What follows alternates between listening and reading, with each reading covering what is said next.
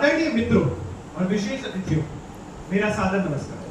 आज मैं इस महत्वपूर्ण अवसर पर आपके समक्ष खड़ा हूं और जिस विषय पर हमें अपने विचार साझा करने के लिए दिया गया वो है private health care being extremely greedy and profit oriented and the role of insurance companies in the same. हम भारत में रहते हैं और भारत की परंपरा रही है कि डॉक्टर को भगवान माने। ये बात सही है, डॉक्टर का पद बड़ा होता है, पर क्या इसका लोग दुरुपयोग नहीं करते हैं?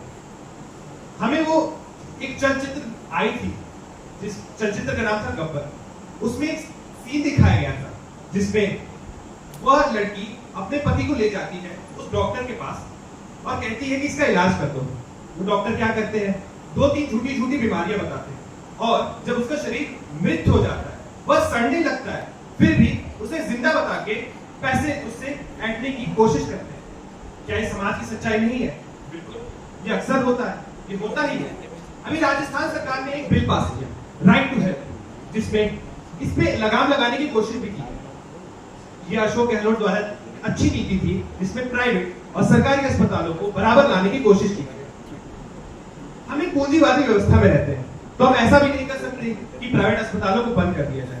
इसमें लगाम लगाना जरूरी है। एक कोविड वैक्सीन एक अच्छा उदाहरण है जिसमें सरकार प्राइवेट कंपनियों की मदद लेकर वैक्सीन बनाती है।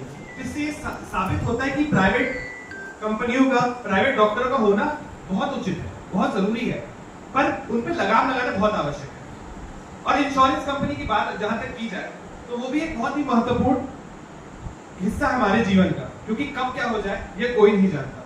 पर वही बात, उन पे लगाम लगाना, सरकार को उन पे लगाम लगाना और हमारा जागरूक रहना और सतर्क रहना बहुत जरूरी है।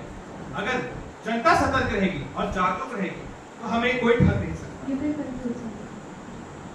तो अंत में मैं इतना ही कहना चाहता हूँ कि सरकार को तो अपनी जिम्मेदारी निभानी ही चाहिए, पर जनता को भी अपनी जागरूकता बढ़ानी चाहिए, क्योंकि अगर हम खुद जागरूक रहेंगे तो हम ठगी का शिकार बहुत कम होंगे, भले वो इस केस में हो या किसी अन्य केस में।